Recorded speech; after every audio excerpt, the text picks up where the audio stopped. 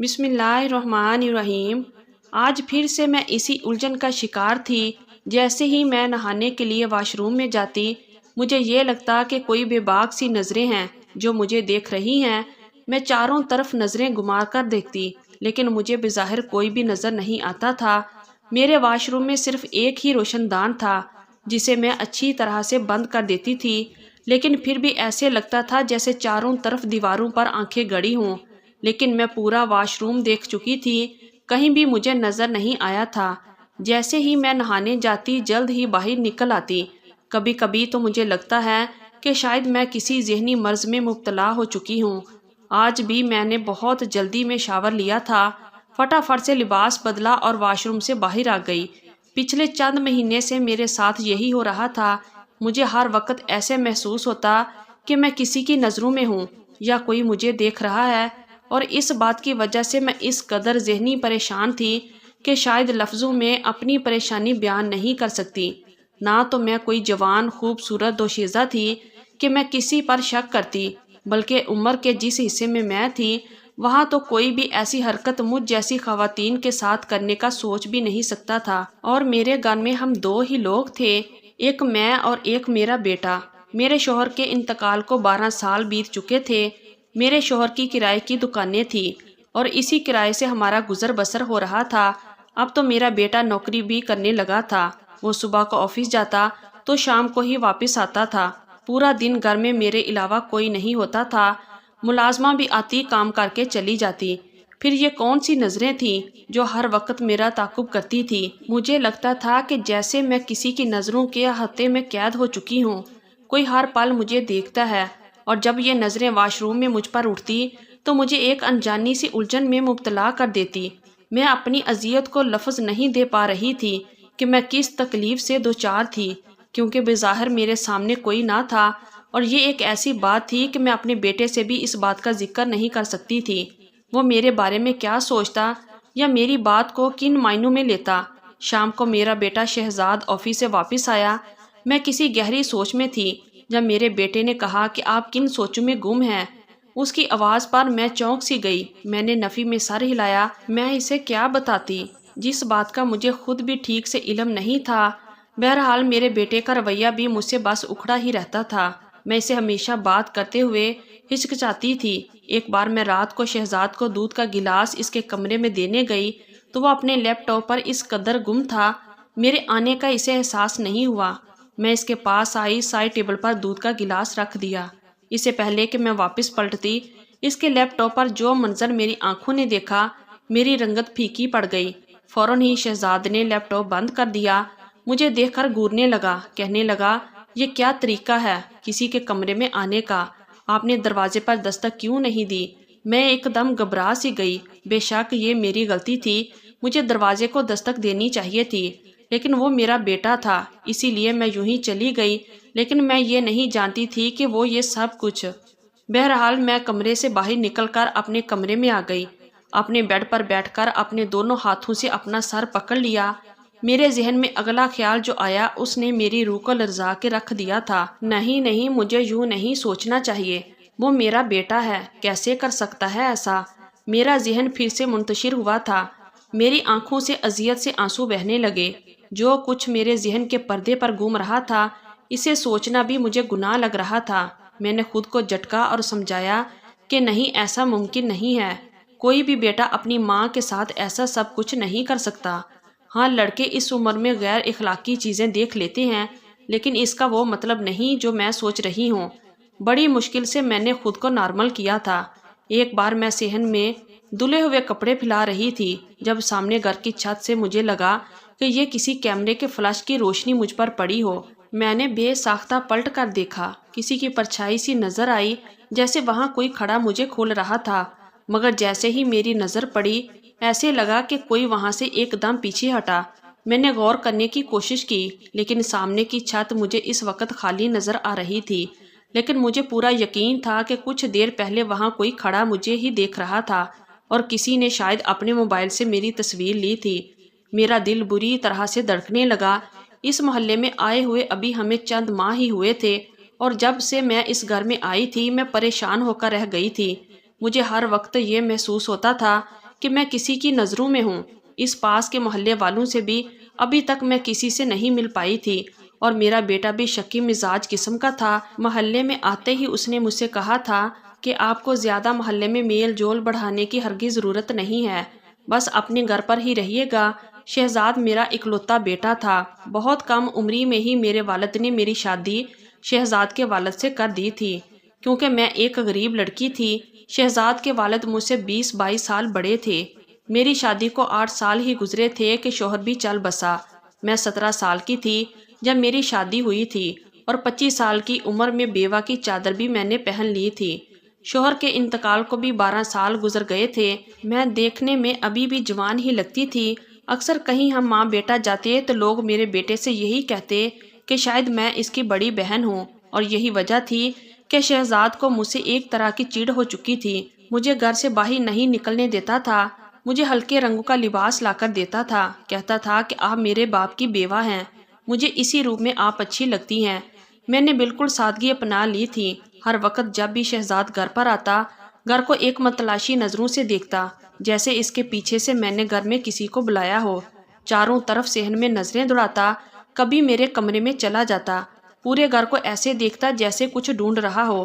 جب میں پوچھتی تو کہتا کچھ نہیں، اپنے کام سے کام رکھا کریں۔ میں نہیں جانتی تھی کہ اس کے ساتھ کیا نفسیاتی مسئلہ تھا، لیکن بہرحال اس وقت وہی میرا کفیل تھا، بیٹا بھی تھا، اور میں نے ہمیشہ اسے بیٹا ہی سمجھا تھا۔ اسی لیے خاموشی سے اس کا رویہ برداشت کرنے پر مجبور تھی، کیونکہ شہزاد کے علاوہ میرا دوسرا کوئی سہارا نہ تھا۔ بہرحال میں اپنی ہی الجھن کا شکار تھی، اور اس پر بیٹا بھی شکی مزاج کا تھا کہ برابر والی چھت سے کوئی مجھے دیکھتا تھا اور میری تصویر بھی لی تھی۔ کہیں یہی شخص تو مجھے واش روم میں میرے دماغ میں آنے والے اس نئے خیال نے مجھے پھر سے تذبذب کا شکار کیا تھا۔ میں نے پھر سے خود کو جھوٹی تسلی دی، کیونکہ میں واش روم کا کونا کونا دیکھ چکی تھی۔ کہیں نہ تو کوئی کیمرہ لگا تھا، نہ ہی کوئی ایسا سوراخ تھا کہ وہاں سے کوئی جھانک سکے۔ جو بھی تھا، لیکن یوں کسی کا چھت پر چھپ کے مجھے دیکھنا بھی ایک غیر اخلاقی حرکت ہی تھی۔ ایک بار میرے گھر کے دروازے پر دستک ہوئی۔ میں اس وقت کچن میں کھانا بنانے میں مصروف تھی، کیونکہ شہزاد کے آفس سے آنے کا وقت تھا۔ مجھے لگا شاید وہ آ گیا ہے، لیکن میں نے جیسے ہی دروازہ کھولا تو ایک 28 سالہ نوجوان میرے سامنے کھڑا تھا، تقریباً شہزاد کی عمر کا تھا۔ مجھے دیکھ کر مسکرانے لگا، اس کے ہاتھ میں پلاؤ کی پلیٹ پکڑی ہوئی تھی۔ کہنے لگا، میں پڑوس سے آیا ہوں، آپ لوگ شاید نئے نئے اس گھر میں شفٹ ہوئے ہیں، اسی لیے امی نے کہا ہے کہ پڑوسیوں کو پلاؤ دے آؤ۔ میں نے اس کے ہاتھ سے پلیٹ پکڑی تو وہ اندر آنے کے لیے قدم بڑھانے لگا، لیکن میں اس کے سامنے کھڑی ہو گئی۔ میں نے کہا، بیٹا تم یہیں کھڑے ہو، میں تمہیں خالی پلیٹیں واپس کرتی ہوں۔ یہ سن کر تو وہ چھمبے میں آ گیا، کہنے لگا، میں اتنا بھی چھوٹا نہیں ہوں کہ آپ مجھے بیٹا کہہ دیں، آپ مجھ سے بس چند سال ہی تو بڑی ہوں گی، اسی لیے خدا را مجھے بیٹا بیٹا مت کہیے۔ اس کی بات سن کر تو میں حیرت سے اسے دیکھنے لگی۔ میں نے کہا، میرا بیٹا بھی تمہاری عمر کا ہے۔ یہ بات سن کر اس نے پوری آنکھیں حیرت سے پھیلا کر مجھے دیکھا، کہنے لگا، وہ لڑکا آپ کا بیٹا ہے؟ میں تو سمجھا کہ آپ کا چھوٹا بھائی ہے۔ یہ کہہ کر وہ بڑے آرام سے گھر کے اندر داخل ہو گیا۔ میں تو اسے دیکھتی ہی رہ گئی۔ شہزاد کے آنے کا وقت ہو رہا تھا، اسی لیے میرا دل خوف کے مارے ڈرنے لگا۔ بڑا بے تکلف سا لڑکا تھا، کہنے لگا، آپ کا نام کیا ہے؟ میں نے کہا، تمہیں کیا مطلب، تم مجھے آنٹی کہہ دو۔ اس بات پر اس نے اپنے دونوں ابرو حیرت سے اوپر کیے، کہنے لگا، جی نہیں، ابھی آپ اتنی بھی بوڑھی نہیں ہوئی کہ میں آپ کو آنٹی کہوں، اچھی خاصی خوبصورت اور جوان ہیں، میں تو آپ کے نام سے ہی آپ کو پکاروں گا۔ یقیناً وہ بھی آپ کی طرح بہت خوبصورت ہوگا۔ اس سے پہلے کہ میں اس کے اس طرح کے بے تکلفانہ انداز پر غصہ کرتی، کہنے لگا، چلیے نام نہ بتائیں، ایک کپ چائے ہی پلا دیں، پڑوسیوں کے بھی کچھ حقوق پورے کرتے ہیں۔ یہ کہہ کر وہ صحن میں رکھی کرسی پر آرام سے بیٹھ گیا۔ میں کچن میں آ گئی، جلدی سے پلیٹ خالی کر کے چولہے پر چائے بھی رکھ دی۔ میرا دل اس وقت اس بات پر گھبرا رہا تھا کہ کہیں شہزاد آ گیا تو نہ جانے کن نظروں سے مجھے دیکھے گا، کیا سوچے گا۔ وہ تو خالی گھر کو بھی یوں دیکھتا ہے جیسے گھر میں کوئی چھپا بیٹھا ہو۔ جلدی جلدی میں نے ایک کپ چائے بنائی، اس لڑکے کو دی۔ میں نے کہا، اپنی والدہ سے شکریہ کہنا اور چائے پی کر باہر جاتے ہوئے دروازہ بند کر دینا، مجھے ذرا کچن میں کام ہے۔ یہ کہہ کر میں کچن میں روٹی بنانے چلی گئی، کیونکہ شہزاد کسی بھی وقت پہنچنے والا تھا اور میں اس لڑکے سے زیادہ بات چیت نہیں کرنا چاہتی تھی۔ 10 منٹ بعد ہی خالی کپ اس لڑکے نے کچن کے دروازے سے مجھے اندر پکڑایا۔ کہنے لگا، چائے بھی آپ کی طرح بے حد میٹھی تھی، بہت شکریہ، میں آپ سے فرصت سے ملنے آؤں گا اور اپنے گھر والوں کو بھی لاؤں گا۔ یہ کہہ کر وہ گھر کے دروازے سے باہر چلا گیا اور دروازہ بھی جاتے ہوئے بند کر دیا۔ میں تو اس کی باتیں سن کر چکرا کر رہ گئی تھی کہ پھر دروازے پر زور سے دستک ہوئی۔ میں تو بری طرح سے کانپ گئی، جلدی سے کچن سے باہر آئی، مین دروازے کے پاس پہنچنے لگی کہ کون ہے؟ شہزاد کی بڑی غصیلی آواز مجھے سنائی دی۔ کہنے لگا، دروازہ کھولیے، میں ہوں۔ میں نے دروازہ کھولا تو وہ بڑے غصے سے گھر میں داخل ہوا۔ مجھے کہنے لگا کہ گھر سے باہر کون نکل رہا تھا۔ شہزاد کی آنکھیں اس وقت نہ جانے کس جذبے کے تحت سرخ تھی، وہ بے تحاشا غصے میں تھا۔ میری زبان نہ چاہتے ہوئے بھی لڑکھڑاتی تھی۔ میں نے کہا، کوئی پڑوسی لڑکا تھا، پلاؤ لے کر آیا تھا۔ وہ میرے بالکل قریب آ کر کھڑا ہو گیا، میری آنکھوں میں آنکھیں ڈال کر کہنے لگا، کس سے پوچھ کے دروازہ کھولا تھا آپ نے؟ کیا ایک بار کی کہی ہوئی بات آپ کو سمجھ نہیں آتی؟ یہاں کوئی بھی کسی سے بات نہیں کریں گی، کوئی ضرورت نہیں ہے پڑوسیوں سے مناسبت بڑھانے کی۔ اگر آپ اپنی حرکتوں سے باز نہیں آئی تو میں تالا لگا کر جاؤں گا کل سے۔ یہ کہتے ہی وہ سیدھا اپنے کمرے میں غصے سے چلا گیا۔ اپنے کمرے کا دروازہ بھی بڑی زور سے اس نے بند کیا تھا۔ مجھے لگتا تھا کہ جیسے میں شہزاد کی ماں نہ ہوں، زر خرید غلام ہوں۔ وہ مجھے سانس بھی میری مرضی سے لینے نہیں دیتا تھا۔ بہرحال میں نے کھانا گرم کیا، شہزاد کے لیے کھانا لگا دیا۔ کھانے کے دوران بھی وہ مجھ سے بار بار اسی لڑکے کے متعلق پوچھتا رہا، بار بار مجھے یہی کہتا رہا کہ دوبارہ میں دروازے پر کسی کو نہ دیکھوں۔ رات کو میں اپنے کمرے میں لیٹی تو میرے موبائل پر ایک ان نون نمبر سے میسج آنے لگا۔ اس میں لکھا تھا، آپ بہت ہی خوبصورت اور پیاری ہیں، میرا دل چاہتا ہے آپ سے جی بھر کر باتیں کروں۔ خدارا اتنے ہلکے رنگ مت پہنا کریں، اگر آپ نیلے رنگ کا لباس پہنے تو آپ پر بہت جچے گا، جیسا کہ آپ نے اس دن صحن میں پہنا تھا۔ یہ میسج پڑھ کے میں بری طرح سے گھبرائی تھی۔ اس کا مطلب میرا شک غلط نہیں تھا، واقعی کوئی تھا جو مجھے دیکھتا تھا۔ صحن میں دیکھنا تو چلو سمجھ میں آتا تھا، کیونکہ بہت سے گھر تھے جن کی چھتیں ہمارے گھر سے اونچی تھی اور صحن صاف دکھائی دیتا تھا، اور میرا باورچی خانہ صحن میں ہی تھا، اسی لیے میرا زیادہ تر وقت صحن میں ہی گزرتا تھا۔ لیکن جو نظریں مجھے خود پر اپنے واش روم میں اٹھتی ہوئی محسوس ہوتی تھی، وہ مجھے جیتے جی مارتی تھی۔ میں نے فوراً سے میسج ڈیلیٹ کیا اور موبائل آف کر دیا۔ میں اس وقت پسینے سے شربور ہو چکی تھی، مجھ پر عجیب و غریب سی گھبراہٹ طاری تھی۔ یہ کون تھا جو میری زندگی میں مزید زہر گھولنے کی کوشش کر رہا تھا؟ میں نے اپنی زندگی میں کبھی بھی آسودگی نہیں دیکھی تھی۔ شہزاد کے والد بھی ایسے ہی تھے، شکی مزاج کے، اور شاید مجھ پر اسی لیے اتنا شک کرتے تھے کہ میں کم عمر تھی، وہ مجھ سے 22 سال بڑے تھے۔ میں خوبصورت بھی بہت تھی، اسی لیے ہر وقت ان کے شک اور عتاب کا نشانہ بنی رہتی تھی۔